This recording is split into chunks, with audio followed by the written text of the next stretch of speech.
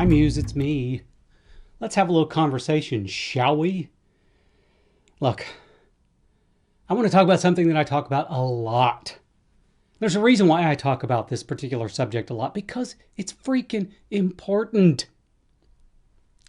What I want to talk about today is plot. I know. I wish you would find something new to talk about, right, Muse? And I'm pretty sure you don't like me talking about plot because it doesn't really have anything to do with you. But it does. Because you, Muse, give me the jumping point for all of my plots. You give me the ideas for the books. So why do I want to talk about plot right now? Well, I am almost 20,000 words into my current work in progress. And this is the gothic ghost story. It's not really a horror novel. It's just a ghost story. And I was thinking about this last night because the previous few days I had been worried that the story I was telling wasn't very good. And then, of course, last couple of nights happened, and I was like, no, wait, it is. Everything's fine. And that made me realize that I needed to talk about plot. Maybe this is a conversation for me to have with myself in the mirror, but I want to have it with you, Muse. So, I'd like to talk about plot so much because without plot, we wouldn't have stories. And every writer must be a master at writing plot. In fact, I would go so far as to say, if you can't write a story, you probably shouldn't be a writer. And I know that a lot of writers out there who are actually kind of afraid to try to tell a story. And that's crazy because we've been telling stories all of our lives. We are, by nature, storytellers. We tell stories when we're children. If you don't remember your childhood like I don't, you could at least borrow a child from some. No, don't borrow a child from somebody. You could interact with a child. Say your niece, your nephew, your grandchild, your friend's child, whatever. And you can experience what unadulterated, unfettered storytelling is because they don't care. And here's what it is. They don't have all of these filters over their eyes that prevent them from telling the story that they want to tell. They just tell it. They just imagine it and they tell it. And that's crazy. And what's crazy about it is that for some reason, when we become adults, we get all these filters placed over our eyes and our souls and our hearts and our minds, and we can't tell stories like that anymore. So what we kind of have to do as writers is tap into our inner child. Now, personally, and you can ask my wife this, I tap into my inner child most of the time. Part of the reason for that is because of the childhood that I had. The actual childhood that I had wasn't really conducive to being a child. So as I became an adult, I allowed myself to experience life in the way that I should have when I was a child. Now, how do we write plot? How do we do this? Well, the first thing you have to do is you have to tap into that inner child. You have to remove all of those filters. And trust me, when I tell you this, as adults, you will be shocked at how many filters there are over your eyes. We are jaded. We don't believe in Santa Claus. We don't believe in the Easter Bunny. We don't believe in a lot of things, but we do believe in a lot of things that we probably shouldn't. So you have to absolutely suspend your disbelief. It's just like when you're watching a movie or a television series. You're watching a sci-fi television series that is not hard sci-fi. So they tend to get a lot of the science wrong. However, in order to enjoy this movie, you've got to just go, it's okay. It's a movie. I can allow them. I can give them these liberties such that because they're not treating gravity as it should be treated. Oh, look, in this sci-fi film, they're in space and there's an up and down. Oops. You have to suspend disbelief, right? Because if you can't conjure up a good story. Now, let me show you something. When I got the idea, when my muse gave me the idea, actually, my muse really, in this case, gave me the idea that I wanted to write a Gothic ghost story. That was the idea. Gothic ghost story. There it is. So I had to kind of narrow that idea down into a workable model. Now, I didn't plot anything out. The only thing I plotted out was that there was a house. And I decided on a name for the house. Because all Gothic ghost stories' houses have names. And then I decided what the house was previously. And that was about it. So when I sat down and I started writing, I wrote that first sentence. I had to let that first sentence inform where the story was going to go. Right? So let me show you how it works for me when I write. Okay? Now I'm just going to pull a plot out of thin air for you, just to show you how I work. Okay? And I'm going to start with probably one of the most famous sentences in all literature that is never actually used. The sentence is, "It was a dark and stormy night." Okay? So let's just say I have this idea. I want to write a book. I don't have a plot. But I sit down at my laptop and I type, "It was a dark and stormy night." Where do I go from there? How do I create a plot from that? Okay, it's a dark and stormy night. Kids are afraid of storms. Because all of a sudden I was conjuring that scene in Poltergeist with the dad and the kid. So kids are afraid of storms. So it thunders. So there's thunder and there's lightning. The kid gets afraid. He wants comfort. So what do kids do when they get comfort? They go to their parents. So this little kid scampers out of his room and he goes into his parents' bedroom. And the thunder's raging, the lightning's crashing, lighting up, all the rooms. As this little kid in his onesies scampering down the hall toward his mommy and daddy's room. So what does he do? What do all kids do when they're scared? Okay, what do all kids do when they have functioning parents? Apologize. They go to their parents' room. They don't even hesitate. They hop into the mom and dad's bed. Okay, it's a dark and stormy night. It's storming out. It's thunder. It's lightning. His kid's afraid. So he hops in it. And of course, this is my horror brain going. He hops into the bed. Oh my gosh, his mom and dad are dead. What happened? So mom and dad's dead. It was a dark and stormy night. He doesn't know what happened. He's a little kid. So, in a panic, he looks around, right? And on the nightstand, there's a note. Written in big block letters so he can understand, because he actually can read. He's a kid that's old enough to read. So I don't know, maybe. I don't know how old kids are I would have to look that up all of a sudden. This is that part as a writer I would go, because I never raised children. I would have to go, okay, how old are kids when they first learn to read? I'm trying to remember how old I was, but I can't remember. So he picks up this letter, and the letter says what? What would the parents say to the kid? Okay, so a letter, if there's a letter, most likely it's a suicide note. So the letter says to the kid, I don't know, we couldn't go on with a lie anymore. We couldn't continue lying to you anymore, Jimmy.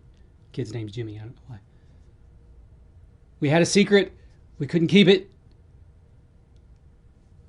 and the secret drove us to take our own lives. We are sorry. Love, Mommy and Daddy. Okay, so far we have a dark, stormy night. We have the lightning and thunder. We have a kid running to his parents only to find that they have killed themselves and left them a note apologizing because they couldn't keep the secret up any longer. What's the secret? Well, of course, because we're writing a novel, or maybe short story, whatever, we would maybe, I don't know, jump time so the kid's an adult. Or, I don't know, young adult. And he spent this last few years of his life trying to find out what the secret is. So there we have it. We have the makings of a plot. An orphaned child trying to find out the secret that caused his mom, that was so big his mom and dad couldn't live with it. So they took their own lives when their child was young. Now we've got something. Right? And this is how I write. I would start that first sentence and I would let that first sentence dictate what happens in the next sentence. And after I've written the next sentence, I keep going. And then I've got a paragraph. And the paragraph, that first paragraph, very, very important, kind of sets the tone. And the tone kind of kicks off the story. And by the time I've gotten to that point where the child has read that the parents had a secret that was so dark that they couldn't take it anymore, that it caused them to take their own lives, I have a plot. And all it took for me was to connect dots that I was putting in place. Now, here's the thing. And here's why so many people have trouble writing like this, or writing, period. They don't trust their instincts. So instead of just letting this plot unfold in real time, they don't trust themselves enough to remove the filters and allow the plot to just come out. If you trust yourself, if you can let go of the filters, if you can channel that inner child, there is nothing, there is no plot that you cannot write. That is truly the gist of how I write books. And yes, there are times when I'm writing a book, and it's happened to me on a few occasions over the past couple of years, where I've been writing and writing and writing, and then I get to a point in the plot where I'm not sure where it's going to go, and my mind takes over, and that mind still has those filters on it, and my mind goes, it needs to go this way, the plot needs to go this way, because that's how an adult would think. And that's kind of where I am in life right now. I need to take the plot this way. And then I stop myself and go, why? Why do I need to take the plot? Why do I have to make the plot bang a hard right? Why can't the plot bang a hard left or go straight? And then I go, hey, let's see what happens if we bang a hard left in this plot. Because worst case scenario is, if I take a bang a hard left with this plot, I'm going to know pretty quickly that it's not going to work. Because of my trick that I tell everybody, so as I'm writing, I picture the scene in my head. And if I can't picture the scene, something's wrong. So I've written this plot with Jimmy, trying to find out what the secret is that his parents had. And I take the plot, I listen to my brain, and I make the plot bang a hard right. And I'm writing, and all of a sudden I can't picture what's going on in my head. I can't picture the movie. I can't picture Jimmy's movie in my head. So I'm like, okay, then this plot shouldn't have banged that hard right. It needs to go the hard left. So I either delete what I've written, or I'll copy it and paste it and save it for something else. And I'll let that plot bang a hard left. And then all of a sudden I can see it. The movie plays out in my head just right. So I keep on writing. So for me, plot is as much trusting your instinct, letting go of the filters and channeling your child as it is anything else. It's just allowing your imagination to run free. And I say this all the time. And sometimes I have to say it to myself. Sometimes I have to look at myself in the metaphorical mirror and say, look, you're not allowing your imagination to roam the fields enough. Let it roam. If you let that imagination roam, you'll get through that hump. You'll be able to paint yourself out of that corner. Because that happens. Sometimes you'll take that plot in a direction, and you can, even though you can still see the movie playing out in your head, you come to a stopping point and you're like, oh, what have I done?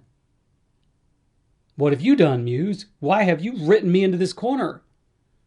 And sometimes you just have to step back and go, okay, I need to channel the full effect of my imagination to figure out a way to get out of this. And you will.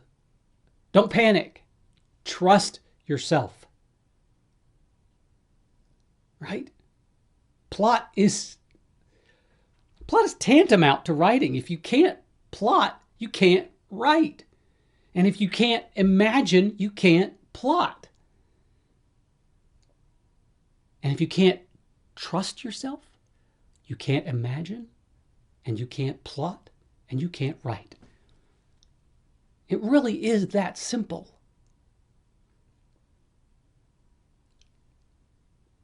I know I have probably said these very same things hundreds of times over the past 4 years. But it's one of the things that bears repeating more than anything. Not just to writers, to all creative types.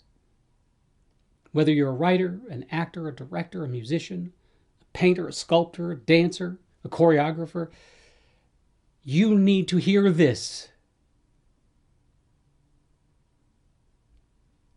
You do. And it doesn't matter if you're new to writing or if you've been writing for 20 years like me. Every once in a while, I've been writing for over 20 years, and every once in a while I need to hear myself say this thing.